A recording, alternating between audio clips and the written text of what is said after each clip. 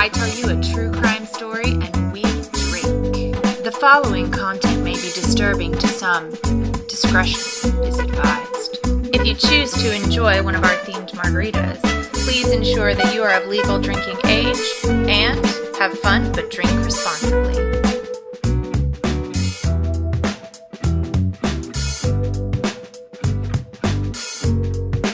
We know now that in the early years of the 20th century, this world was being watched closely by intelligences greater than man's, and yet as mortal as his own. We know now that as human beings busied themselves about their various concerns, they were scrutinized and studied, perhaps almost as narrowly as a man with a microscope might scrutinize the transient creatures that swarm and multiply in a drop of water.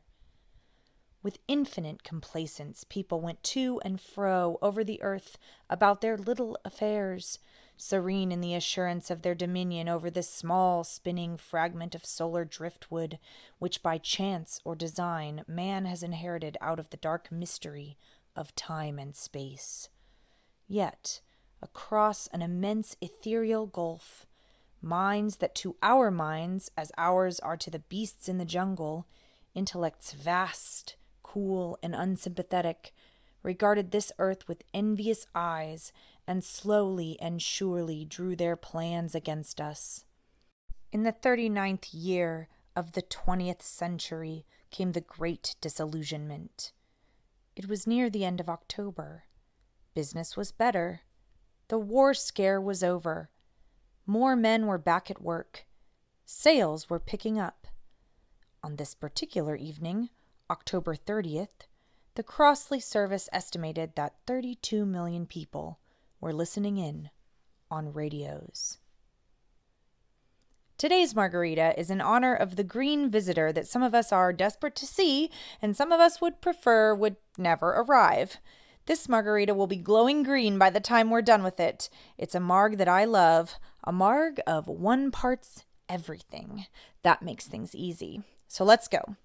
We'll start with 1 part tequila.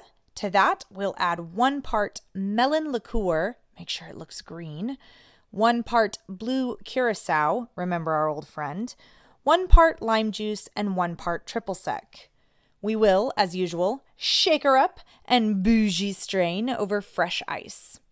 You know, since I started playing a bartender on iTunes, I've begun to notice that lots of bartenders at big box restaurants do not strain the drinks over fresh ice.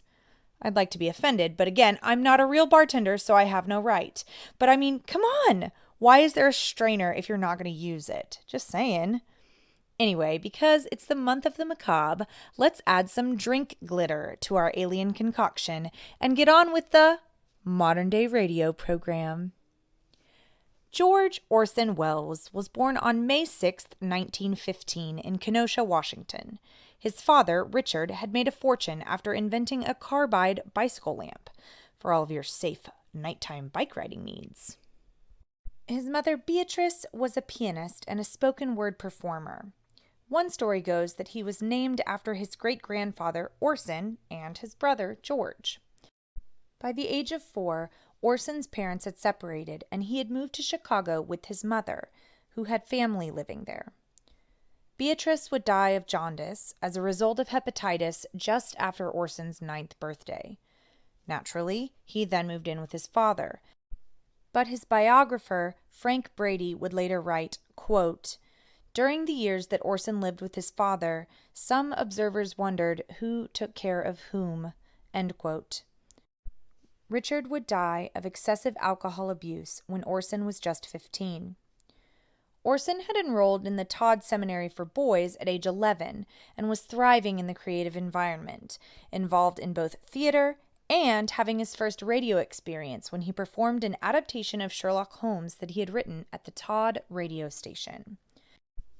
Despite being awarded a scholarship to Harvard after his high school graduation in 1931, he chose instead to travel to Ireland and the Aran Islands.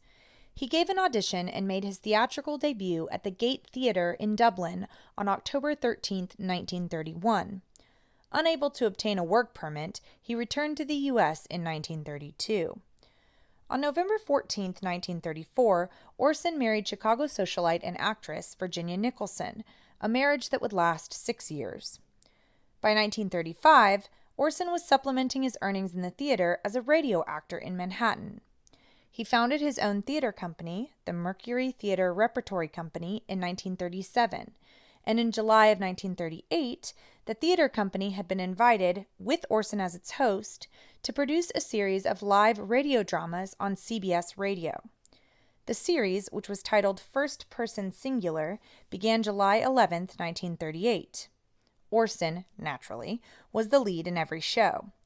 These one-hour shows featured shortened versions of classic literature and stage plays adapted for the radio. The first episode was Dracula, based off of Bram Stoker's novel. Over the course of 9 episodes, the group adapted other novels, such as Treasure Island and A Tale of Two Cities. Starting on September 5, 1938, the show changed the title to The Mercury Theater on the Air, but it had the same basic format. That was until the spooky season hit in October of 1938. You see, Orson had an idea. Orson had listened to a broadcast by the BBC called Broadcasting the Barricades about a riot overtaking London, and he'd carried this little idea in his pocket since then. Orson would later say, quote, "I had conceived the idea of doing a radio broadcast in such a manner that a crisis would actually seem to be happening, and would be broadcast in such a dramatized form as to appear to be a real event taking place at that time, rather than a mere radio play." For Halloween, Orson wanted to produce such a show. Howard Koch was hired to adapt the novel written by H.G. Wells. Orson and the other producers had talked about several other works, but had settled on War of the Worlds, which it's believed that Orson had never even read. Howard had already written the previous 3 scripts for the shows done in October by the Mercury Theater on the Air, and so set to work on this Halloween spectacular. Howard himself didn't even like the War of the Worlds, finding it dull, and on Tuesday, 36 hours before rehearsals were set to begin, Howard found himself in distress, as he wasn't sure he could do what Orson had wanted. He was then joined by 2 other writers and producers who rewrote and reworked the script throughout the night. On Thursday, Orson read the script and found the rewritten script dull, so they went back to the drawing board, rewriting again through the night. Among a few other changes, they included the number of fake news bulletin interruptions, and they added as many real names as possible to increase the credibility. Orson gave the actor cast as the reporter a recording of the broadcast of the Hindenburg disaster, and he listened to it over and over again, studying the way the announcer that day spoke with such surprise, alarm, and abject horror. Indeed, the rewrites and realism seemed to have worked a little too well even before the production was put on the air. When they submitted it to CBS on Friday afternoon, the CBS team insisted the credibility be toned down a little bit. They made just about 30 more of these requested changes to the script before production. On Saturday, they practiced with sound effects, and on Sunday, October 30th, 1938, they began to produce the evening's live program. The 1-hour program began with Mercury Theater on the Air's theme music. They then made an announcement that the evening show was an adaptation of the War of the Worlds. That's a big misnomer about this event, in fact. It was no secret from the beginning that this was theater and not real life. However, if you as a family were radio channel surfing and tuned in after the introduction, you may not have heard this announcement. After this point, Orson then read a prologue, the prologue that I read at the beginning of this podcast. For about 20 minutes after this, the broadcast was presented as a typical evening of radio programming, being interrupted by a series of news bulletins. It appears that there's a live music presentation when the news flashes to begin a series of odd explosions observed on Mars. These live music presentations were stretched out so slowly that the producer had actually tried to get Orson to shorten them, but he refused. So, long musical interludes. Then, a report of an unusual object falling on a farm in Grover's Mill, New Jersey. They go back to the music, this time just briefly, before another live report from Grover's Mill interrupts the music again, where police officials and a crowd of curious onlookers have surrounded a strange, cylindrical metal object that fell from the sky. Stunningly, Martians emerge from the object and attack using a heat ray gun, which the panicked reporter at the scene describes until his audio feed abruptly goes dead. People are screaming and running and screaming and running. Following this are alarming updates detailing this alien invasion and the attempts, though futile, of the efforts of the U.S. military to stop it. Quickly comes another live report from a Manhattan rooftop. Martian war machines release poisonous smoke across New York City. Eventually, all news reports fall silent, and a lone ham radio operator is heard mournfully calling, "Is there anyone on the air? Isn't there anyone?" By this point, we are 38 minutes into the broadcast, and then the radio station takes its very first break. This is incredibly unusual. After this point, time is shifted. The first half of the program was designed to appear to be happening in real time, to draw the listener in.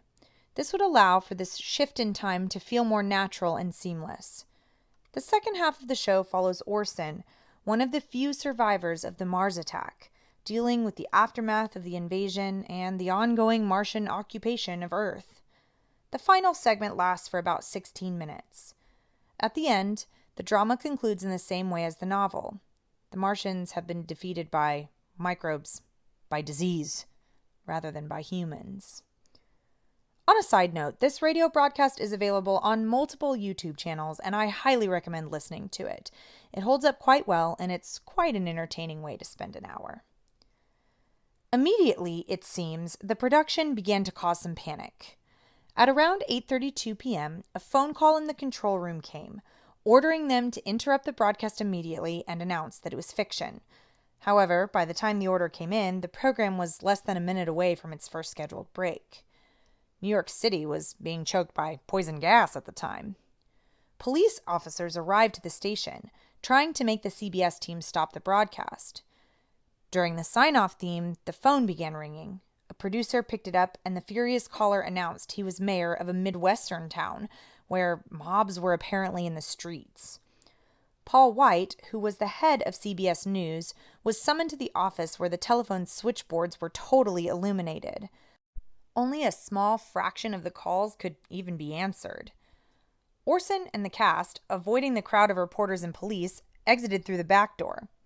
Orson headed to the Mercury Theater for an overnight rehearsal for a production of Danton's Death, which was set to debut on November 2nd. Shortly after midnight, one of the cast told Orson that news about the War of the Worlds was being flashed in Times Square. Everyone immediately left the theater and read the lighted ticker tapes circling the New York Times building. Orson Welles causes panic. Thousands of listeners who had tuned into the broadcast late and still living with some of the trauma of World War I had called into news stations, newspapers, and police stations, panicked. There were reports of people committing suicide, of people taking their last bits of money and escaping from the city, of mass stampedes and riots, and angry listeners threatening to shoot Orson on sight.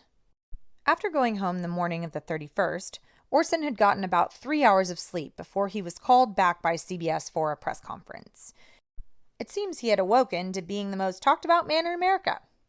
Reporters drilled him with questions about whether or not he'd known what he was doing. Orson insisted that he hadn't anticipated anything unusual happening. He insisted that he had no regrets or believed he should have softened his language or toned down the realism, although to the reporters he conceded that he felt sorry for what he had done. Anyone who knew Orson, however, saw right through his interview, and privately he made it clear that he was proud of his work and thrilled with the instant fame it afforded him. But if the question is whether or not he anticipated the drama he would have caused, neither Orson nor anyone else could have predicted that. In fact, all of them believed it too silly and unrealistic to be believed. The newspapers went nuts with the idea that War of the Worlds had caused mass panic and deaths. Within 3 weeks, though the story had quickly dropped from the front pages, newspapers across the country had published at least 12,500 articles about the broadcast and Orson Welles. News of this broadcast and the panic it caused reached across the ocean to Europe. Adolf Hitler, evidently, even referenced the broadcast in a speech he gave in Munich, Germany, just a few days after the broadcast. Evidently, Hitler believed that the broadcast was evidence of the corrupt condition and decadent state of affairs in democracy. All right. But here's the deal. Despite the countless newspaper articles, okay, not countless, 12,500, the reports of suicides, traffic jams, and hysteria, it turns out that the whole thing might have been a bit overblown. For starters, hardly anyone even heard the broadcast. The show was airing at the same time as the incredibly popular Chase and Sanborn Hour, featuring ventriloquist Edgar Bergen. Don't ask me how and why someone would listen to a radio show with a ventriloquist. It happened. Let's just leave it. When the police let the production crew leave from the radio station, they were surprised to see things continuing as normal in the streets of New York City. Of the 2,000 letters sent to the radio station in the weeks following the broadcast, only about 500 of these even came from frightened listeners or anyone that had witnessed panic. But even then, it seems the panic was short-lived and didn't cause too many people to rush from their homes and cause hysteria. The vast majority of those letters, in fact, commended the radio station on an excellent performance and poked fun at anyone actually fooled by the content. Now, the newspapers weren't reporting on nothing. They had gotten an abnormally large number of calls and letters and wires about this broadcast, in the same way that the police had and the radio stations had. They weren't basing it off of nothing. But because news didn't travel as quickly as it does now, we didn't have cameras and all that, and anecdotes tended to travel further, it seems like the truth is somewhere between everything was as normal and mass hysteria. Did some people panic and rush out of their homes trying to get as far away as possible from New Jersey? Sure. Was it the whole country? Not even close. So what do you think? Was Orson Welles a brilliant producer, actor, an alien impersonator? Or was the War of the Worlds broadcast panic a bit exaggerated? Did he feel badly for what he had done, or was he thrilled with his instant fame and future fortune? And what about you? Have you listened to the War of the Worlds broadcast? If not, go listen now. Pause and head over to YouTube. I'll wait. Okay, now that you're back, do you think you could have fallen for the broadcast? Do you think you would have believed that aliens had landed in your backyard? Was it just that believable? What if you'd tuned in a few minutes late and hadn't heard that it was a work of fiction? What about then? And not to get too dramatic, but have you ever thought about what you might do if there really was an alien attack? Would you get the heck out of town? Would you try to fight the little green men? And why are they little green men anyway? H.G. Wells and Orson Welles met for the first and only time in late October of 1940, just about 2 years after the broadcast, when they both happened to be in San Antonio, Texas. H.G. expressed skepticism that the panic had actually happened and simply said that it was Orson having his Halloween fun. H.G. declared, quote, "You aren't quite serious in America yet. You haven't got the war right under your chins. And the consequence is you can still play with ideas of terror and conflict." End quote. At that point, England had been at war with Nazi Germany for over a year. Orson Welles would go on to be an actor, producer, director, and screenwriter, and would be one of Hollywood's most prolific and revered of those things. He produced, directed, and starred in Citizen Kane, which is consistently rated as one of the greatest films ever made. He has been praised as the ultimate auteur. Even if he caused all that panic, it seems like the American people forgave Orson Welles, and then some. There have been some repeat performances similar to Orson Welles' War of the Worlds, a few of which have been even more successful in causing panic and tragedy. On November 12, 1944, the broadcast of the script written by American William Steele so masterfully convinced the people of Santiago, Chile, that the Martians had arrived that at least one person was killed. José Villarreal, a resident of a town northwest of Santiago, dropped dead from a heart attack, apparently from fear of the broadcast. Seems he was the first person in the world to be killed by an alien invasion, albeit a fake one. And on February 12, 1949, the city of Quito, Ecuador, was seized with panic when Radio Quito produced their own version of War of the Worlds. The radio station realized fairly quickly that things were getting out of hand when they got word that the real Red Cross had been dispatched to assist in aid after the attack, and despite ending the broadcast and declaring that it had been fiction, things had already gotten completely out of hand. An angry mob stormed the radio station and set it on fire. At least 6 people died at the radio station that night, including the violin player and the pianist. The actor that played the reporter in that production was forced into hiding for several months before being exonerated. Thanks for hanging out with me. I hope that you enjoyed both today's podcast and your listen to War of the Worlds. I know y'all paused and listened. You're great at following directions. Speaking of following directions, have you left a review on your favorite podcast listening app? I don't have too many reviews, so I'm thinking you might not have followed those directions too well. If you get a chance, give me some of those stars. Stars are the most important. Just a few more weeks until our holiday giveaway, so make sure you're following Margs and Mayhem on at least one of our social media channels. We're on TikTok, Instagram, and Facebook. Links are in the bio. And we've had a few more cases on TikTok if you haven't checked it out yet. That's where I'm making the margaritas too, so be sure to check it out. I'm going to leave you on today's episode with the end of the broadcast featured in today's podcast. I'll see you next week. And remember, there are always alternatives to murder and terrifying the nation. This is Orson Welles, ladies and gentlemen, out of character to assure you that the War of the Worlds has no further significance than as the holiday offering it was intended to be. The Mercury Theater's own radio version of dressing up in a sheet and jumping out of a bush and saying, "Boo." Starting now, we couldn't soap all your windows and steal all your garden gates by tomorrow night, so we did the next best thing. We annihilated the world before your very ears and utterly destroyed the CBS. You will be relieved, I hope, to learn that we didn't mean it, and that both institutions are still open for business. So goodbye, everybody, and remember the terrible lesson you learned tonight. That grinning, glowing, globular invader of your living room is an inhabitant of the pumpkin patch, and if your doorbell rings and nobody's there, that was no Martian. It's Halloween.